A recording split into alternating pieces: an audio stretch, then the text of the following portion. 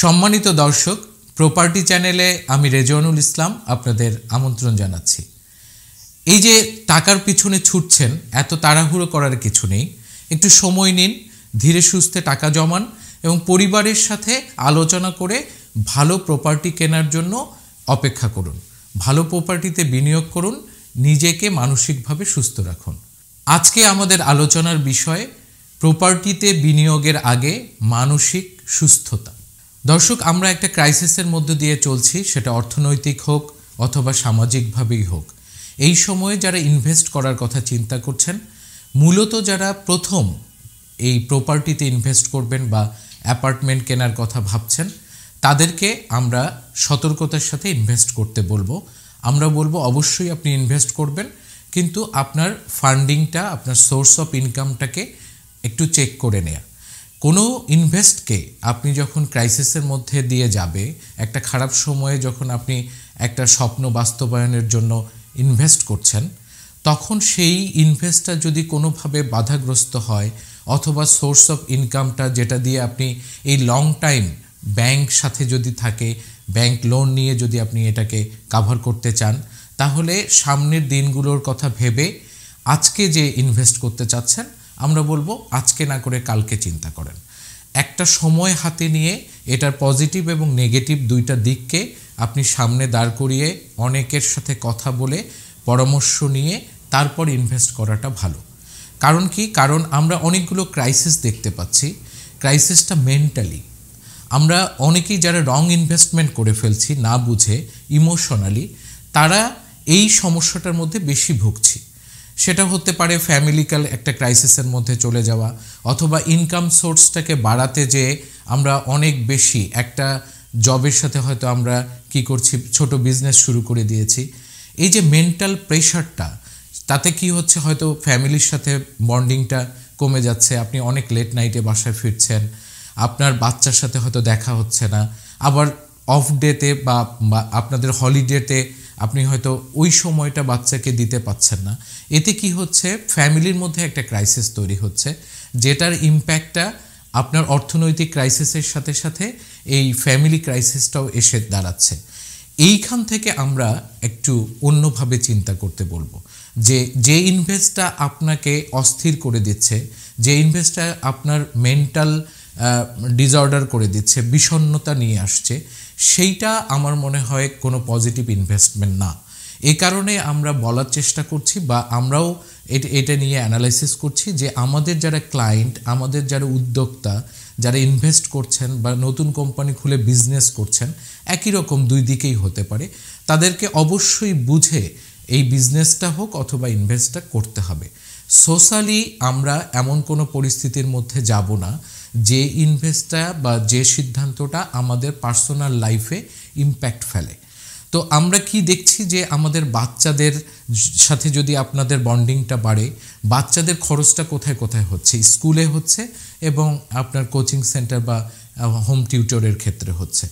আপনি যদি সেই জায়গাটায় একটু সময় দিতে পারেন, সেটা যদি এমন হয় যে কস্টিংটাকে আপনি কম্প্রোমাইজ করতে পারলেন, আপনি আপনার বাচ্চার লেখাপড়াটাকে সময় দিয়ে, অন্যদিকে যদি দেখা যায় যে হাজব্যান্ড ওয়াইফ দুজনেই আপনারা জবে আছেন অথবা বিজনেসে আছেন, এই সময়টাতে এমন কোনো প্ল্যান না করা যেটাতে আগামী দিনের কোনোভাবে কেউ যদি জব লেস হয়ে যান অথবা বিজনেস আরও খারাপ হয়, সেই সময়টাতে আপনার কাছে যে পুঁজিটা আছে পুরোটাই ইনভেস্ট করে দিয়ে একটা খারাপ সময়ের মধ্যে গেলে দেখা যাবে যে হুট করে ওই প্রপার্টিটাই আবার সেল করে দিতে হচ্ছে। অনেকগুলো ইস্যু এসে দাঁড়িয়েছে আমাদের কাছে প্রতিদিন।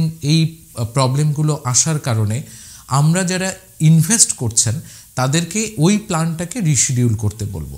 আপনি যদি 2000 স্কোয়ার ফিটের একটা টার্গেট করে থাকেন, তাহলে সেটা অবশ্যই আপনি একটু কমিয়ে 1500 স্কোয়ার ফিটে আনবেন। কারণ এমনভাবে আপনি হাতটাকে খালি করবেন না যেটা অন্য ক্রাইসিস আসলে আবার ওই প্রপার্টিটা সেল করেই আপনাকে সেটাকে কম্প্রোমাইজ করতে হয়। আমরা সবসময় আপনাদেরকে বলবো যে ইনভেস্ট করে আপনাকে কিন্তু রিটার্ন নিতে হবে। ব্যাড ইনভেস্টমেন্ট আপনাকে কখনোই ভালো অবস্থায় রাখবে না। আর সাথে যদি ব্যাংক লোন থাকে তাহলে তো অবশ্যই না। এই জন্য আমরা মেন্টালি ভালো থাকার কথা বলছি, আমরা ফ্যামিলি বন্ডিংটাকে বাড়াতে বলছি, আপনার বৃদ্ধ বাবা মার সাথে সময় দেয়া, তাদের হেলথ কন্ডিশনকে চেক করার কথা বলছি। অনেকগুলো দায়িত্ব যখন সিঙ্গেল হ্যান্ডে আপনি দেখাশোনা করছেন, তখন অবশ্যই আপনাকে চিন্তা করতে হবে আমাদের যে মৌলিক অধিকারগুলো আছে, যে মৌলিক যে 4-5টা ডিমান্ড আছে, খাদ্য, বস্ত্র, বাসস্থান, তার মধ্যে সবচেয়ে এক্সপেন্সিভ হচ্ছে আমাদের বাসস্থানের নিরাপদভাবে আপনি যদি নিজের একটা বাসস্থান করতে চান। তো অবশ্যই আমরা যদি একটু লং টাইম দেখি, আমাদের দাদা বা ওই সময়টা আমরা যখন ছোট ছিলাম, আমরা যদি ওই সময়টাতে দেখি যে আমাদের কিন্তু ওই রকম ক্রাইসিস ছিল না। আমাদের হয়তো ফ্যামিলি ক্রাইসিস ছিল না, কিন্তু অর্থনৈতিকভাবে আমরা ব্যালেন্স করতাম। আমরা জয়েন্ট ফ্যামিলি ছিলাম। আমি ছোটোবেলায় যদি ওই দৃশ্যগুলো দেখি যে একটা আফটার রিটায়ারমেন্ট একটা বাবা চিন্তা করে যে তার জমানো টাকা, ব্যাংকের কিছু লোন এবং ছেলেমেয়েরা বড় হয়ে তাকে কিছু কন্ট্রিবিউশন করবে। সে কারণে অনেকের যখন কন্ট্রিবিউশন হতো, একটা বাড়ি একতলা বা দোতলা করাটা কিন্তু খুব কঠিন ছিল না। আজকে আমরা দেখতে পাচ্ছি আর্লি স্টেজে আমরা এই রিস্কটা নিয়ে ফেলছি। হয়তো 30-35-এর মধ্যেই আমরা সিদ্ধান্ত নিয়ে ফেলছি যে আমার একটা বাড়ি হবে অথবা গাড়ি হবে। এই রিস্কটা আমাদেরকে অনেকগুলো স্বপ্ন, অনেকগুলো বাস্তবায়ন করার ক্ষেত্রে ইমব্যালেন্সড হয়ে যাচ্ছে। হয়তো আর্লি স্টেজে আপনি এই রিস্কটা নেওয়ার কারণে আপনি বুঝতে পারছিলেন না যে 10 বছর পরে আপনার ইনকাম লেভেলটা, আপনি হয়তো একটা অঙ্ক কষে গ্র্যাজুয়ালি চিন্তা করেছেন, কিন্তু আপনি তো চিন্তা করেননি যে 2 বছর আপনার জব থাকবে না কোভিডকালীন সময়ের কারণে, আপনার বিজনেসটা খারাপ হয়ে যাবে এই কোভিডের কারণে।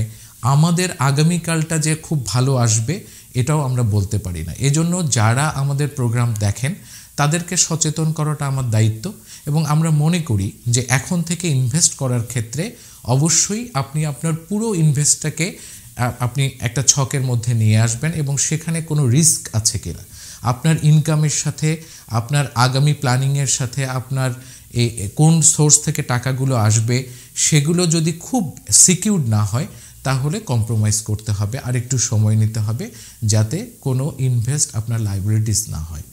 এই বিষয়গুলো আজকে আলোচনার মূল কারণটা হচ্ছে মেন্টালি ভালো থাকা, সুস্থ থাকা এবং তারপরে আপনার ইনভেস্টকে সিকিউর করা।